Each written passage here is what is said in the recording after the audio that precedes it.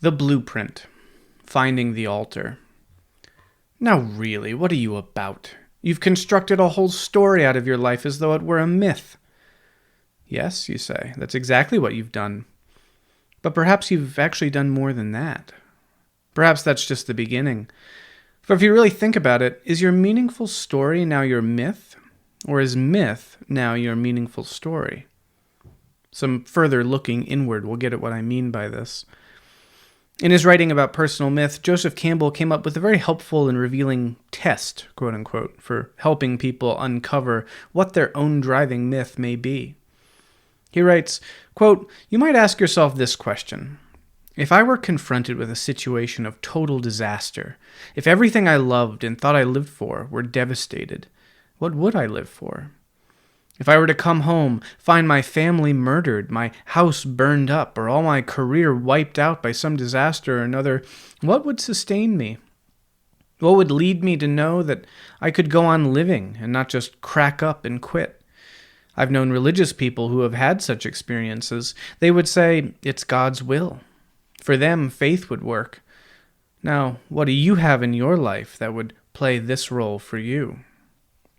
How you answer this question, Campbell says, quote, "That is the test of the myth, the building myth of your life." Campbell's test is insightful at all stages of developing a personal myth. If you're having trouble identifying what your driving story really is, it's worth asking this question and seeing what arises inside you. But the implications of Campbell's question go deeper than that. Let's say you've already experienced such a crisis, and even found on the other side a new meaning to bring the pieces back together. Your faith collapsed, but you found a new myth. Your meaning disappeared, but you forged anew. Good for you, but what if that falls apart? What happens when, using the methods discussed earlier, you've constructed a new story and then that gets torn to pieces? You thought you'd gotten things all sorted out once you chose to see that divorce is meaningful. It all led to your new relationship after all. Well, what do you do when your second husband leaves or unexpectedly passes away? What do you do when the cancer comes back? When your addict partner relapses? When redemption stalls? What do you do when your personal myth fails? Some people are unlucky enough to have their world crumble only once. However, if you've truly learned the art of mythmaking, of transforming accident into design, you'll know what meaning's really made of. You'll be immune to despair. Why? The readiness is all. Meaning isn't in the events, but in your relationship to them. It's in the orientation you choose, the perspective you take. It's in the will, and nothing external can take that from you. If your world is rocked, if your story falls apart, you're not adrift. You have the power to enchant tragedy, no matter what. Your story is not your myth. Myth is your story. God's will, amor fati, destiny, these are mythic attitudes that allow you to accept what is, to affirm your life as it is, whatever happens, to say yes to being you, yes to your biography, whatever it may bring, to make of accident or anything a basis for your mission. Life it is, your life, and as such it shall be meaningful. Well, as it happens, you're the only one in the position to make that proclamation. No one else determines it.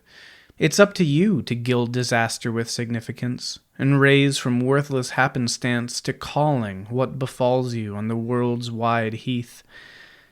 If you can do this, if you can wrench out of catastrophe the unexpected acorn of your myth and make a myth out of catastrophe, then myth has served you in the deepest way of all. It has shot through everything with a shiver of transcendence. Meaning is in the making. God is in the overcoming, not in the myth you overcame. Such ability to mythologize moves you beyond just the storytelling of a cohesive life, and thus beyond the, quote, psychological sphere alone. Far more than that, this is an engagement with living myth that performs the first and foremost function of mythology, the metaphysical function, the great yes to the greatest question. Campbell writes, quote, "The first function of myth is awakening in the individual a sense of awe and mystery and gratitude for the ultimate mystery of being. In the old traditions, the very old ones, the accent was on saying yea to the world as it is. That's not easy. This means saying yes, even to the devastated life. Yes to total disaster. Yes to all of it, just as it is." Campbell refers to this ability to say yes to life as a, quote, reconciliation of the self and reality. Thus, elsewhere he calls the metaphysical function of myth the power to, quote, reconcile consciousness with existence, or that it deals with, quote, the problem of reconciling consciousness to the preconditions of its own experience, which is to say, life.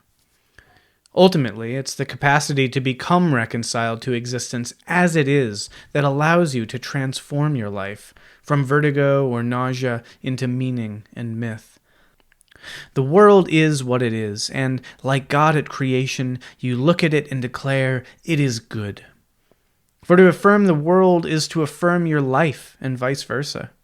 To be able to look on all the seeming chaos and confusion, the wild and profound forces propelling everything on, the overwhelming immensity of what you find yourself now pitted against, now crushed beneath, now riding upon in grandeur. To look at this great incomprehensible enormity of what is, in true acceptance, that is the unshakable ground from which all meaning springs. To find this stance is to find the Archimedean point outside all fear and resentment, tireless longing and simmering disappointment. It is the yes that makes your life, all life, mythical, shot through with the glory of God, incontrovertible. Campbell writes, quote, "And this yea itself is the released energy that bears us beyond loathing and desire, breaks the barriers of rational judgment, and unites us with our own deep ground, the secret cause." Such a recognition shifts the fundamental orientation of personal myth. It is no longer your own creative ability to imagine your disparate experiences as a cohesive whole that renders them meaningful. This imaginative effort has expanded into an appreciation of the universe itself as such a whole, one into which your own life fits and has its part and place. To affirm your life as destiny is to affirm all happening as destiny, to affirm all the workings of existence as some great story, even if one too far beyond one's own small reckoning to comprehend. And yet, though incomprehensible, it is also a, quote, compelling aesthetic statement. The ultimate work of art, in fact, which strikes your heart and compels your wonder. So much so that even though you cannot tell the plot, your wonder by itself is enough for it to earn your affirmation and deserve your yes. Quote, "Only a few days before his death," recounts the great Jungian analyst and writer Edward Enninger in his book Ego and Archetype, Carl Jung, quote, was asked by an interviewer about his notion of God. He replied in these words, quote, "To this day, God is the name by which I designate all things which cross my willful path violently and recklessly, all things which upset my subjective views, plans, and intentions, and change the course of my life for better or worse." The view Jung is here expressing is essentially a primitive view, albeit a conscious and sophisticated one. Jung is calling God what most people call chance or accident. He experiences apparently arbitrary happenings as meaningful rather than meaningless.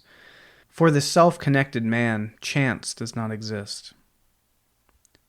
Personal myth at this level thus operates in a way that fulfills not only the psychological function of myth, to center the individual, carry them through the stages of development, and harmonize them with their world, but also the metaphysical function, to awaken in the individual a sense of awe and gratitude for the ultimate mystery, reconciling them to reality as it is. Look how far play can take you, from saying yes to the story of our lives to saying yes to the story of existence, from finding a ground within to a ground beyond ourselves and in all things. In this way, what Campbell says about the high art of tragedy applies also to the art of personal myth-making.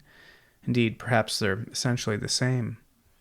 After considering this yes-saying stance, he writes, quote, "Thus a breakthrough is accomplished from biography to metaphysics. The backdrop of time dissolves and the prospect opens of an occult power shaping our lives that is at once of the universe and of each of us, a mysterium tremendum et fascinans, which is finally that everlasting fire which is exploding in the galaxies, blazing in the sun, reflected in the moon, and coursing as the ache of desire through our veins." What is this mysterium tremendum et fascinans Campbell refers to when talking about the metaphysical function of myth? The term comes from the great German scholar of religion, Rudolf Otto, specifically his work, The Idea of the Holy. The book is about the so-called numinous experience, that distinct feeling, typical of religious experiences, when a person feels connected with the true ground of all things, the ultimate mystery at the core of reality, which is both terrible/tremendous and fascinating, tremendum et fascinans.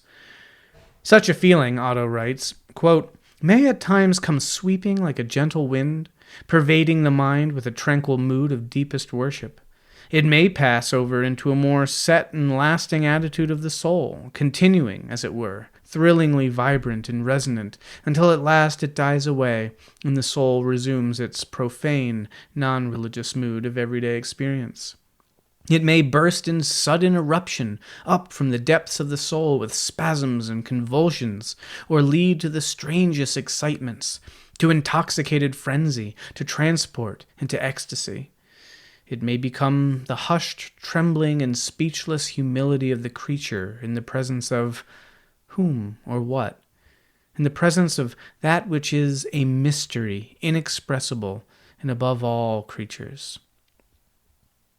Such feelings characterize the encounter with the mysterium tremendum et fascinans, the sense of the ultimate. In the final analysis, life is affirmed because of its connection to this ultimate reality, before which we stand in wonder and awe and gratitude. In the ultimate analysis, to affirm your life is to affirm this ultimate reality, which is the great mystery. It is to this that yourself stands in relation. It is within this that you live your life. It is therefore this glorious mystery which sanctifies your life, which compels your affirmation at a non-rational level.